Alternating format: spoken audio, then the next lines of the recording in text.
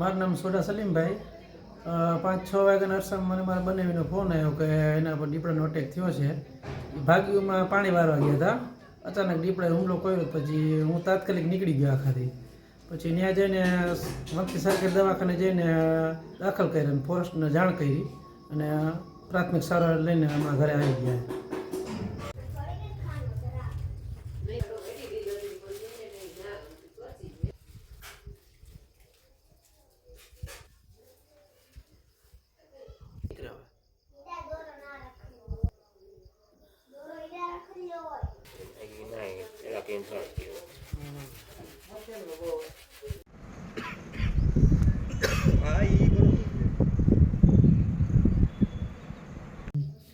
મારું નામ હબીબ તાર મામદ શાંત, ગામ મારું ટીકર. હું પાણી વાળતો હતો ને અચાનક મારા માથે દીપડાએ હુમલો કર્યો. જેમ તેમ કરીને મારો જીવ બચાવ્યો છે.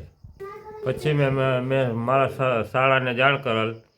પછી વંથલી દવાખાને મેં સારવાર લીધેલ છે અને ફોરેસ્ટવાળાને જાણ કરેલ છે.